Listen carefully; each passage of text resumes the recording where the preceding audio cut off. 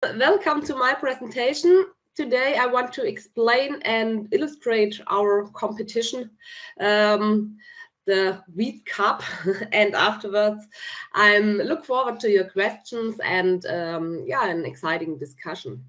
My name is Annegret Pflugfelder. Linda said it before. I'm a research associate at the Center for Organic Farming at the University of Hohenheim. So, today first I will say some sentences about the idea and the concept of the Hohenheim Wheat Cup. Then I will give you an overview about the game rules and the procedure, respectively the implementation of the competition. And then I will say something about the crediting of the Wheat Cup as an examination performance. And finally, I will present the teaching and learning objectives of this cup. So the idea of the Hohenheim Wheat Cup came about during a visit to the DLG Field Days in 2016 by my husband, Markus Pflugfelder. He is the farm manager at the research station where the Wheat Cup takes place, and me. And there has been a wheat growing competition there for years in which international teams compete for this cup. After this visit, we adapted the concept so that it was suitable for the students and also practicable for us as lecturers and performers. Thus, we announced that the first competition in summer 2016 and started with the sowing of winter wheat in fall 2016. And then the first winner of the Wheat Cup was then chosen in summer 2017.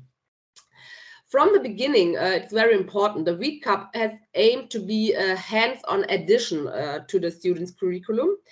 And the competition is addressed to all students normally in agricultural degree programs. But in the meantime, however, we also had participants from other study courses, such as business administration, for example. In the annual competition can participate up to 8 teams, each 3 to 5 people normally. And the winner is not who has the highest yield, but rather who has the highest average cross margin over the chosen varieties. Yeah, this is very important. In this way, costs for all agricultural measures such as fertilization or pesticides and also the labor costs are also included. And this means that the students have to think about an optimal cropping strategy in which, in addition to achieving a high yield, economic aspects must also be taken into account. And all decisions from sowing to harvesting are made as a team and also are made by the students. So if we now take a look to the rules of the game, the first thing to mention is that the competition field is set up as a randomized block design with 3 replications. And the competition field is located at the Agricultural Research Station Ihingerhof in the district of Böblingen. It's near Stuttgart in Baden-Württemberg. It's in the southwest of Germany. And on the e-learning platform, Ilias, all information about the location, so the weather data, the soil type, the field history, so for example, the pre-crops and so on, can be seen by the students there. And also all other important documents such as catalogs of varieties, available fertilizers and pesticides, including prices, labor costs, are also made available there. So ICAAST is a very important tool or instrument for this competition. Students discuss all measures, all actions and decisions in the team, and as soon as a measure such as the application of a fertilizer or a pesticide is to take place, the desired product and the quantities are sent by mail to Ingehof, to the research station, and there they are carried out by an employee as soon as possible, of course always depending on the weather. And the measures must of course always comply with the legal requirements and best practice. Yeah, this is also very important that the students know this rule. Here you can see an example of the variety catalog. Every year there is one compulsory variety. In this year, or in this case, Patras, you can see here, and one variety that the students can choose from the catalog. There, all quality classes of the winter wheat are included, so that the students can follow different cropping strategies. Some choose then a more quality-oriented strategy, and others a more yield-oriented one. You can see here the different varieties and the different letters for the different quality classes. So, in addition to the product price of varieties, fertilizers, plant protection products, and so on, the respective labor costs are also invoiced to the teams. And you can see here an excerpt from ICAAST, from which the students can take, for example, the price for a pass. Sorry, the animation, I don't know, I think it doesn't work, but it's not a problem. You can see here, for example, one pass with a fertilizer spreader, and the costs for this pass and the time need for this pass over the field. And so for every measures and actions that the students can find in ICAAST a catalog with the prices and the different products and so on.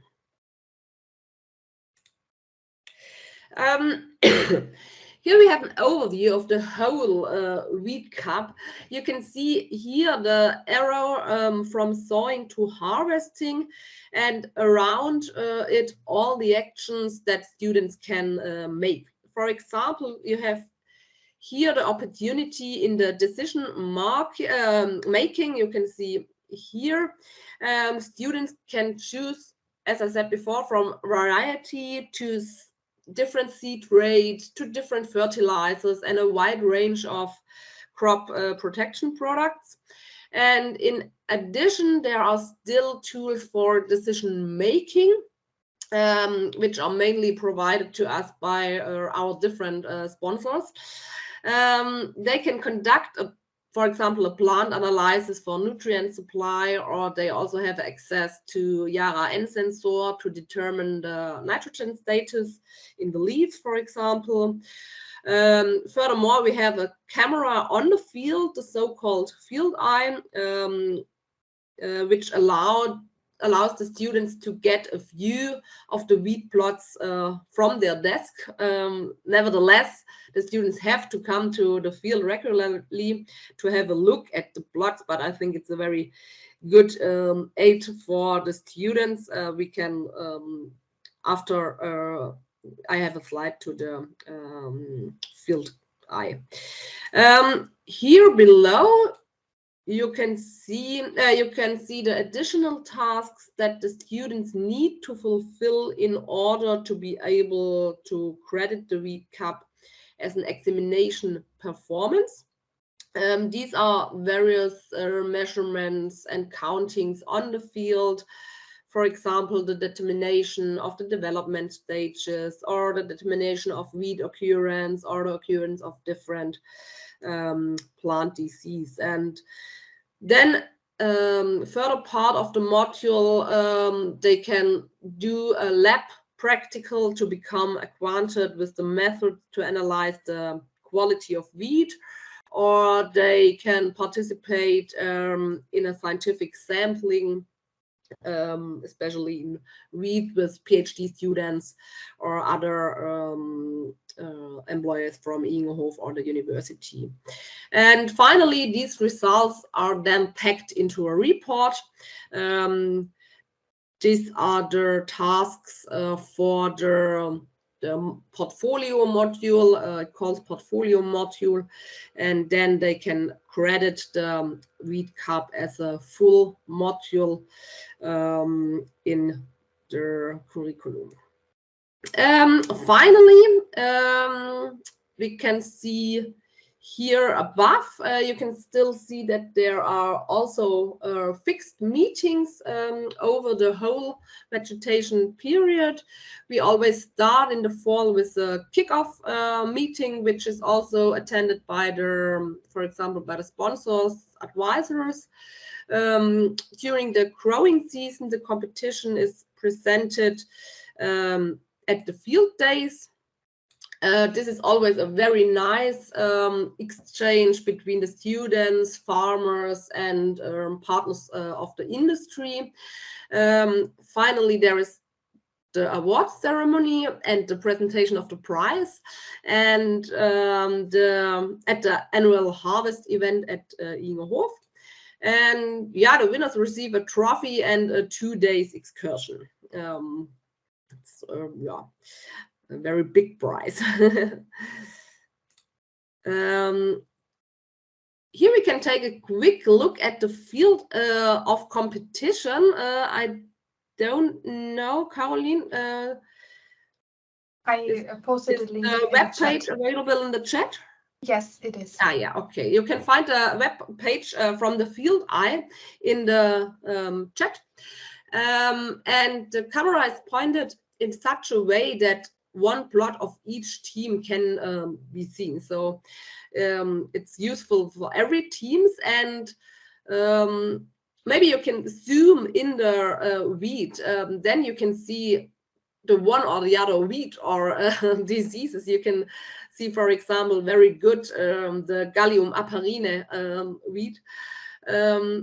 It's such a good quality resolution that it's very helpful for the students, and then they can decide after the look in the field cam if it's necessary to go directly to the field or maybe it's not necessary because there is no new development stage or something like that. There are no hints of diseases, weeds, or something like that. So it's a very nice and helpful tool for the students. Here we can see the students on the field. Maybe he is measuring something and the others are possibly discussing the next measures, the next action. And if we look at this picture, we can see quite quickly that the measures have quite visible effects. Here you can see very nicely different leaf coloration of the different varieties. Or here, this drone photo is also impressive because you can see very clearly from above which teams have made the right decisions. Sometimes it also happens that a team more or less says goodbye during the competition, or just no longer takes any measures on the field, and these teams are then also taken out of the competition, but because it's unfair to the other teams. So you can see here there are two plots with very low number of wheat plants and a very high number of wheat. And this is, for example, a team which was taken out of the competition because they didn't do any measures or decisions in this year.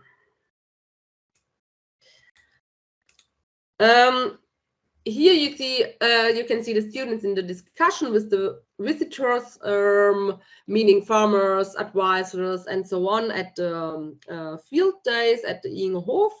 And this exchange is very useful, not only for the competition. These discussions have also resulted in 1 or 2 internships or job offers for the students, and so it's an important day, an important presentation of the Wheat Cup, not only for us, but rather for the students and their job perspectives. At the end of the competition, all plots are trashed and the yield is recorded. The batches are then sold virtually to the BayWa. It's a large agricultural trader here in Germany. And there the quality is determined, for example, the crude protein content, moisture content, mycotoxin contamination, and so on. And then afterwards we calculate the cross margin and identify the winning team. Normally there is a picture of the winning team from 2019, but it doesn't work now. Yeah, it's not so bad. So finally, to summarize again, the competition is actually offered to students as an additional voluntary offer. However, the Wheat Cup can be credited as a full module if a few additional tasks are completed.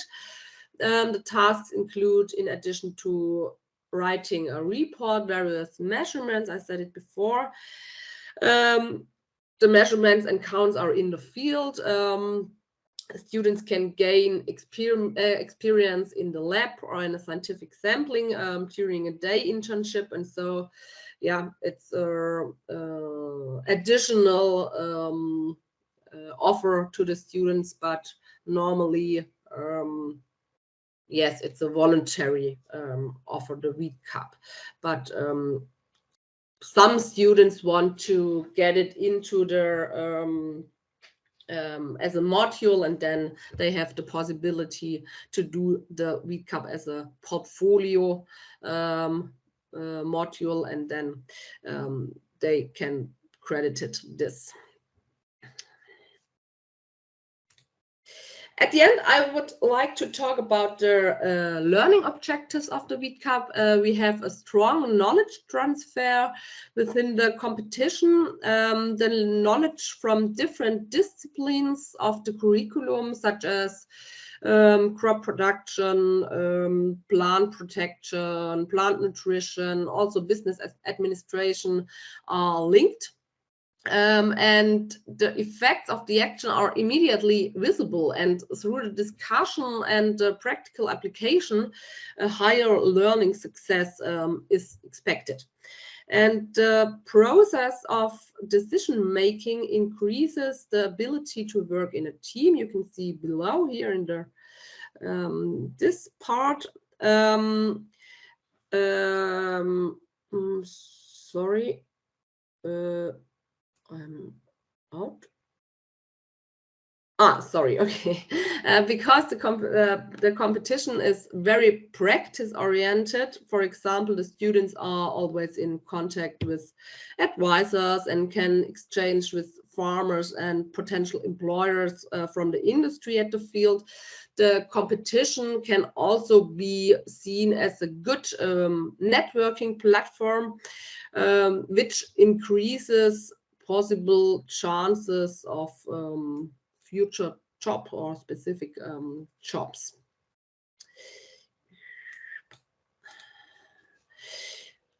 Yeah, so that's from myself and the Hohenheimer Wheat Cup. The competition is very popular by the students every year, and I hope we can continue the format for many years into the future. And yeah, I'm now looking forward to the additions from my Swiss colleague and then to the discussion with you. Thank you very much. Thank you, Anne. Welcome also from my side, Hans Ramseier, Professor of Plant Protection and Agroecology, School of Agriculture, Forestry and Food Science, HAFL in Switzerland, Bern. The idea and the aims are practically the same like in Hohenheim. It's also voluntary offer, but no credited. And we have still Switzerland specific things in our wheat cup. That means we have also two varieties, two systems. That means we have a desire or wishes variety. There the groups can choose between a lot of different systems possible in Switzerland. Conventional system, that means maximum yield, quantity strategy, but without direct payment from Switzerland. Then the ÖLN, that's I don't know exactly the English word, according to ecological performance proof. That means the farmer have to respect the restriction from the government, such a maximum of nitrogen input of 130 kilo per hectare. And then Extenso, that's a state program, a government program. The farmer does not use fungicide, insecticide and growth regulators, and then gets a bonus for this. And we have two levels of label cultivation. That means IP Swiss, integrated production, strong background of this system. That means that is still stronger than Extenso. Extenso is the base. And then the second variety is in this first wish or desire variety, the group can choose the variety, the sowing date, the seeding rate, fertilization in this framework, and and then the Pflichtsorte mandatory variety, that is summer wheat, and it's the same variety for all groups, the same sowing quantity, the same cultivating system, this ÖLN, and the same seeding date. And additional to your evaluation, we have still a eco factor. That means a bonus malus system. We set a level, for example, for nitrogen, 120 kilo per hectare. And when the groups give more, then it's negative.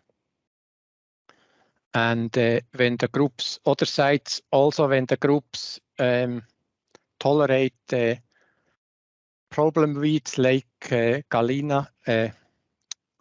Gallium aparina, that's negative.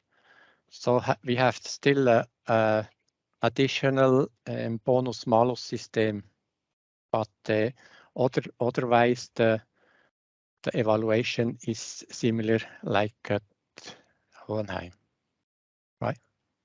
I think that the most important things, what is different.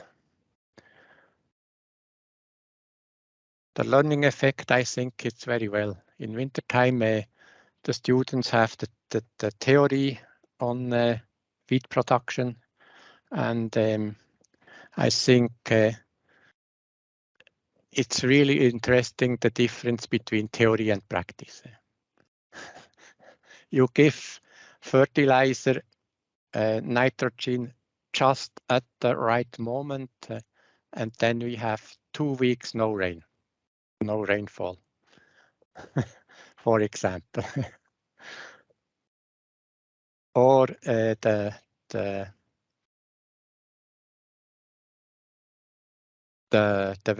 weather influence of the decisions. It's great. Okay, that's all for my side.